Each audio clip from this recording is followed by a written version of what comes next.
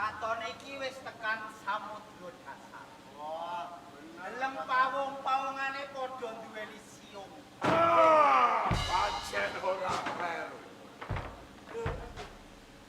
Apa? Alah ora kaprah. Wis. Sopo kowe? Iki wis parek esuk, ora saged gudikan wonge wis dontek. Piye, Di? Wis akeh. Doko.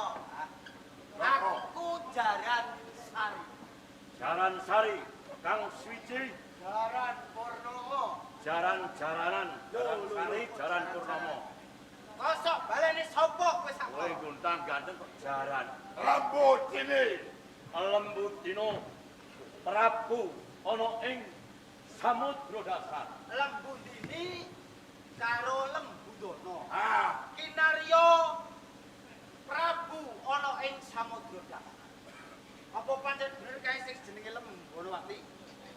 Calon garwaku ya Lembonowati. Lembu dono lan kowe lembu. tapi jelas Kowe iki titaing jalma raseksa. Nek kowe mundhut garwa lan Lembonowati, kinarya Lembonowati iki gledhe dosa. Apa besok kowe ora kuwatir nek kena si kuning Jawata? Kabeh mau wis tak dodo kalon bupati.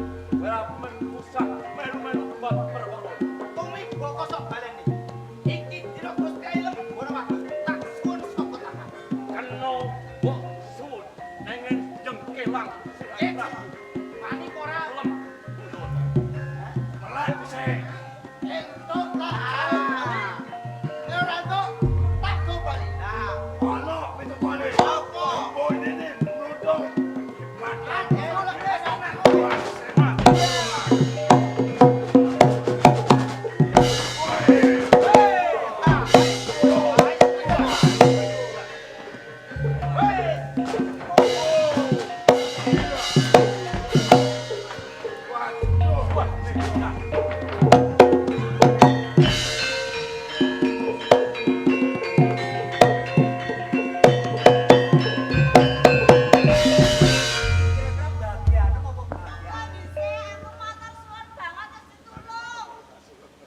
Ya kuwi.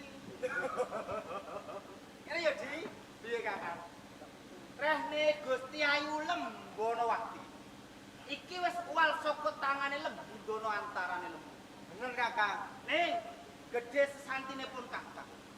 Nek durung bisa nglangkai batange lembu dono antarane lembu dini durung mar. Lah iki Lembonowati iki. Nah, ngene. Lembu dono lembu dini ki ambyur sak jeroning samudra. Aku bakal mbujung lan lembu dono antarane lembu. Ning kowe tak kon ranti ning pinggiring samudra. Tandani kene. Nah, mengko welingipun Kakang. Apa aku ambyur ana sak jeroning samudra. Nggonku campuh perang lan lembu dono antarane lembu. Iki nek mudale banyu. Rupane abang, teges pun Kakang iki wis tumekan pati. Tumiba kosok balene. Nek mudale banyu iki rupane putih, teges sing mati lembu dono antarane lembu dini. Nek mudale banyu iki abang campur putih, teges pun Kakang mati sampyo antara lembu dono lan lembu dini. Ya, Kakang, nek ulinge Kakang kaya ngono. Ayo, sing hati-hati Kakang. tak mleb nyemplung sak jroning samudra.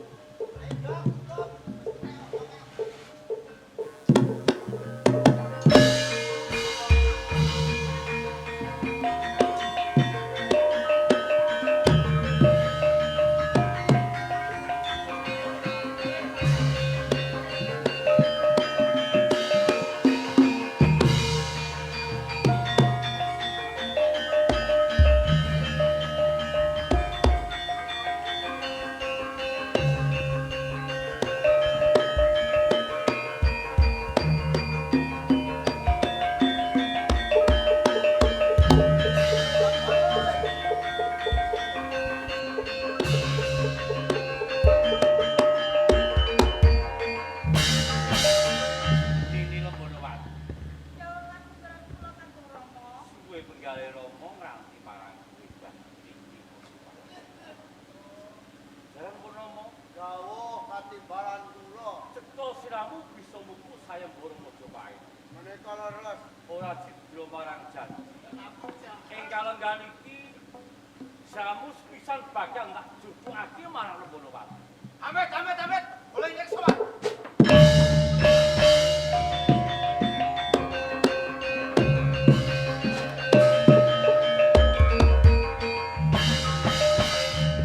Ono kok jare dulur.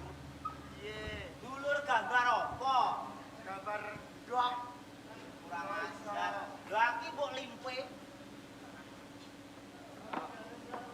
Jaran Sari, Paling dawuh kula Sinur Prabu. lha kok padha ngono. Nggih. Niki sing luput dulur kula niki Jaran Purnomo. Lah kok ngono. Jaran Purnomo niki sampun watun gorok dateng. Goro. Nggih, Ora apa. perkawis niku Atmaja dalem Lembonowati. Terus Ingkang saged ngrangkataken Lembonowati niki kula. Boten nggih. lah Lembundono Lembundini Lembundono lan Lembundini niki pun tumakanipun sedha. wis mati. Nggih. Yo, Jaran Sari. Kabeh wis kawecul lesan pangandika yen toh Lembonowati tak dhaupake marang Jaran Purnomo. Nek sinamu juwas sumelang, ganjaran ing Majapahit bakal tumama marang siramu. Kula nggih angsal ganjaran. Bakal tak angkat derajatmu. Amarga apa? Ngelingi ana ing Kadipaten Sigal kang isih komplang. Mula kang kuwi sayembara kok kuku ganjarane Kadipaten Sigal Lenggaon. Lenggah wonten ing Kadipaten Sigalo. Nggih, matur sembah nuwun Sinuwun Prabu Brawijaya. Mula kang kuwi wis kacetha tumpataning tata cara kanthi lelampahan Jaran Sari Jaran Purnomo iki wis purna. Ayo, undut pamit trimanggono.